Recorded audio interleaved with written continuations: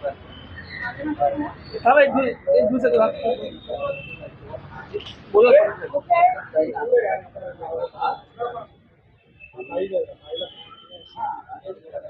हम दूसरे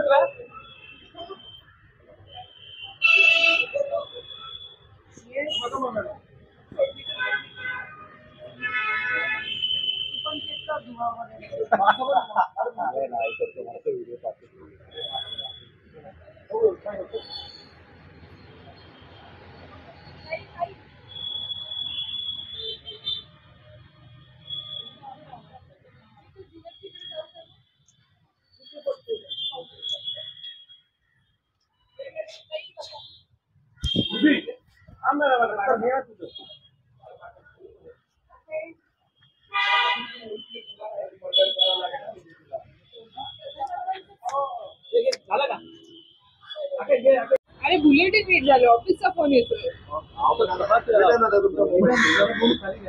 ताई काय सांगाल, दुबार मतदारांच्या बाबत अतिशय धक्कादायक माहिती समोर आलेली आहे. मुंबईमध्ये 11 लाख मतदार आहेत. तुमचं देखील नाव दुबार आल्याचं यादीमध्ये पाहायला मिळतंय.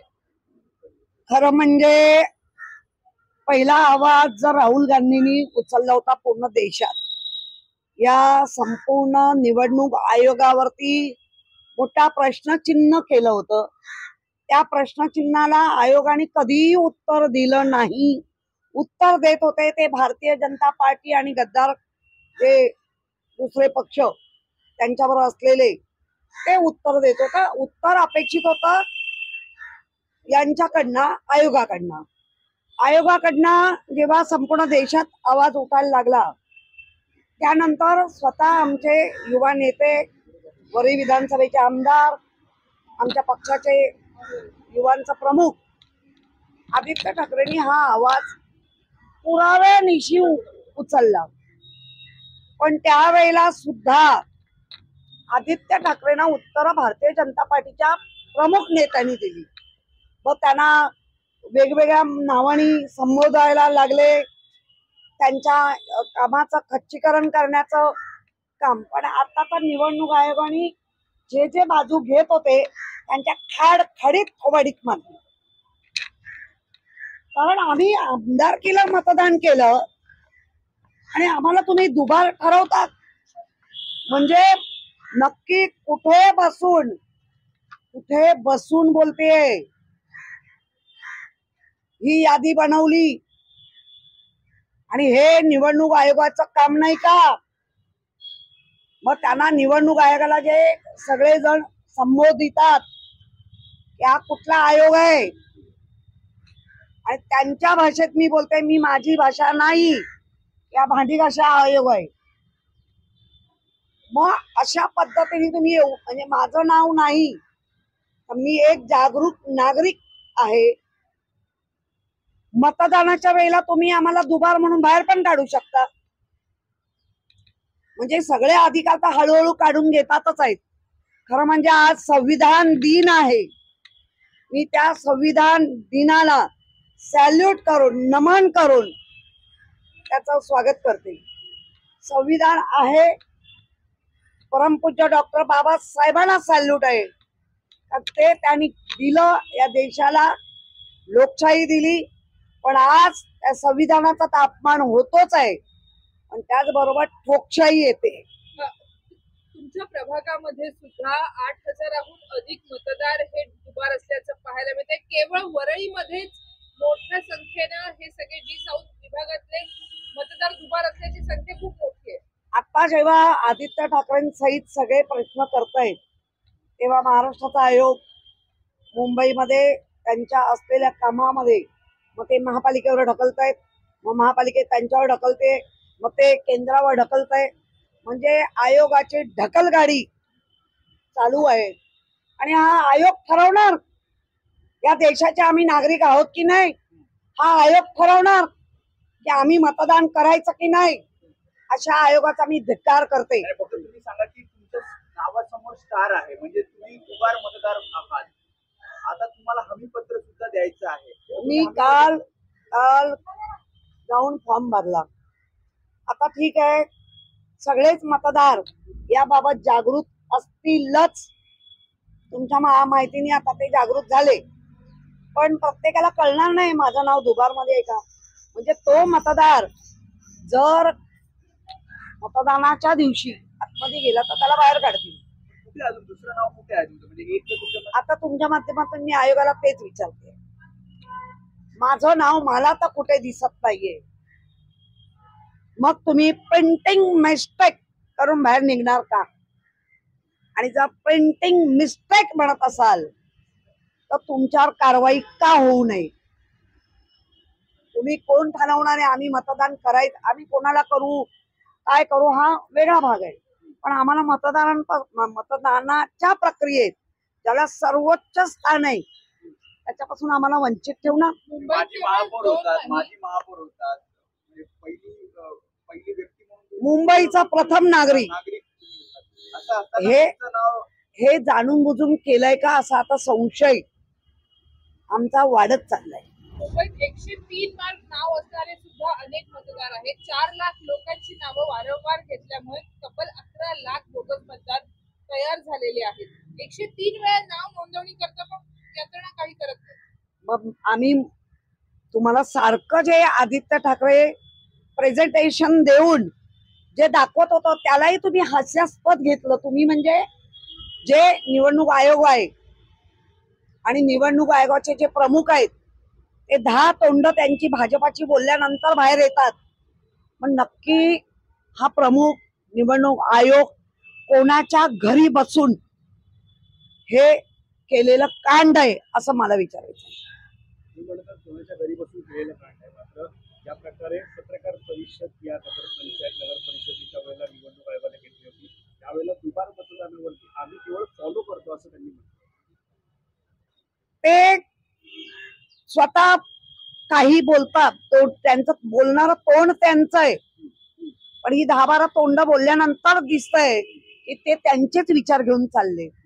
आणि जर असा आयोग असेल तर देशाची लोकशाही टिकून राहील का हा प्रश्न आता देशाला, महाराष्ट्राला, मुंबईला पडलेला नागरिकांना. पहिल्या टप्प्यातल्या मतदानासाठीचे आता अंतिम मतदानाचा इतका घोळ असताना निवडणुकीची घाई सुद्धा होताना पाहायला मिळते. ज्या प्रकारे नगर परिषद नगर पंचायत जाहीर झालं, ज्या पद्धतीने लोकसभा झाल्यानंतर खडखडून जागं झालेलं आणि खडखडून जागं झाल्यानंतर खडबडून गडबड केलेलं आणि गडबड झाली आहे म्हणून गोंधळात निवडणुका पार पाडायचे हा मनसुबा आहे. आज सगळ्या पक्षांनी सांगितलंय भाजप सोडून की अशा गोंधळात निवडणुका होता कामा नये आणि याला 21 दिवस तरी द्या. हा गोंधळ आम्ही तुमच्या बरोबर राहू पार करू, पण आता ते 21 दिवस देतात का बघायला पाहिजे. एकीकडे आपण बघितलं तर महायुतीचे नेते हे मैदानात उतरून आपल्या पक्षासाठी मतं मागत आहेत. महाविकास आघाडीचे किंवा शिवसेनेचे मोठे चेहरे मात्र या स्थानिक पातळीवरच्या निवडणुकीमध्ये काहीसे दिसत नाही, एकत्र दिसत नाही विशेषतः. नाही असं काही नाहीये. प्रत्येक जण आपला जो वॉर्ड ज्याला म्हणतो किंवा काम केलेला भाग तिथे तळ ठोकून आहेत. यांच्यासारखी खोटं बोल पण रेटून बोल हे कार्यक्रम आम्ही करत नाही. त्यामुळे हा जो घोळ आहे या घोळाला निवडणूक आता आयोग कसा सामोरा जातोय आणि म्हणून निवडणूक आयोगाला जी दूषणं दिली आहेत ती सत्य आहेत असं आता वाटायला लागलं. आता म्हणताना म्हणाला की भाजप सोडून सर्व पक्षांनी अशा परिस्थितीमध्ये निवडणूक होऊ नये असं म्हटलंय. आता त्या भाजपमधीलच काही आमदार आहेत मंत्री ते सुद्धा म्हणत आहेत की दुपार मतदार आमच्या हो, काल संध्याकाळपासून त्यांच्या भूमिका बाहेर यायला लागल्या काही आमदारांच्या मंत्र्यांच्या आणि त्यांच्या वॉर्डमध्ये पण गोंधळ घातलाय. आणि जास्त तो गोंधळ म्हणजे आता वरवर जे दिसतंय ते शिंदे ग्रुप मधनं आलेल्या आमदारांमध्ये फार मोठा गोंधळ करून ठेवलाय. एक वेगळा प्रश्न आहे. मुंबई महानगरपालिकेकडून एक नवीन नियमावली जाहीर करण्यात आलेली आहे. फॅमिली डॉक्टरला मृत्यू नोंदणीसाठी आता स्वतः महानगरपालिकेमध्ये जावे लागणार. त्यामुळे अनेक फॅमिली डॉक्टर हे वैतागलेले आहेत. त्यांचा दवाखाना बंद करून त्यांना जावं लागतं. खरं म्हणजे काही निर्णय जे होत आहेत महानगरपालिकेमध्ये ते लोकांना त्रासदायकच आहे.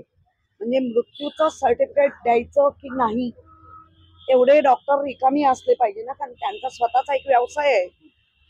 एक बुक दिल्यानंतर एंट्री होते, त्या एंट्री नंतर त्या बुकच्या प्रत्येक पेजचं कोणाला दिली ती एंट्री ते महिन्या अखेरी कळवतात. मग तुम्हाला डॉक्टर का पाहिजे? म्हणजे सर सकट जो लेबर आहे त्यापासून ते अगदी उच्च डॉक्टरांपर्यंत छळणूक आहे. आपण बघतोय राणीच्या बागेतील शक्ती वाघिणीचा मृत्यू झाला. 1 आठवड्यानंतर या शक्ती वाघ वाघाचा मृत्यू झाला.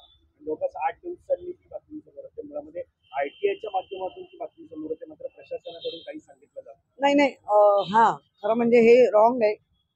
लगेच ती बातमी कळायला पाहिजे होतं, कारण शक्ती वाघाला बघण्यासाठी अनेक बच्चे कंपनी आणि अतिशय तो शक्ती वाघ हा नागरिकांबरोबर म्हणजे जाणाऱ्या बघणाऱ्या लोकांना तो आता असा घुलमिललेला, म्हणजे त्याला आपण काय म्हणतो, मिसळलेला.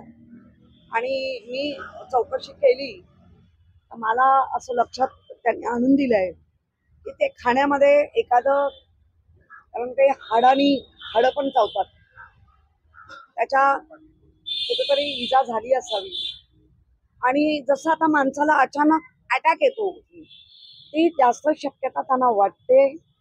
कुठलेही सिम्पटम्स नव्हते, सुंदर खेळत, आणि तुम्हाला CC कॅमेरे वगैरे मिळतीलच. त्यामुळे जसं मनुष्य प्राण्यामध्ये अचानक अटॅक आला म्हणजे चालता चालता माणूस पडतोय, तसं आता प्राण्यांमध्ये पण सिम्पटम्स दिसायला लागले.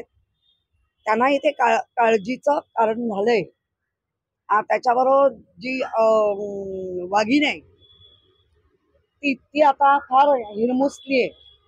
त्यांच्या ब्रेनवर तो परिणाम होऊ शकतो, ते काळजी घेत आहेत. आणि अजून तो रिपोर्ट आला नाही, पण शक्यता असं आहे की त्याला कदाचित, ज्याला आपण हार्ट अटॅक म्हणतो, अचानक आले तो झाला. तुम्ही आरोग्याची बाजू सांगितली, पण याच्यामध्ये संशय व्यक्त केला जातो की 8 दिवसांनी का सांगावं लागतं, ते पण ITI टाकलं नाही, याची पूर्ण माहिती मला मिळालेली नाही.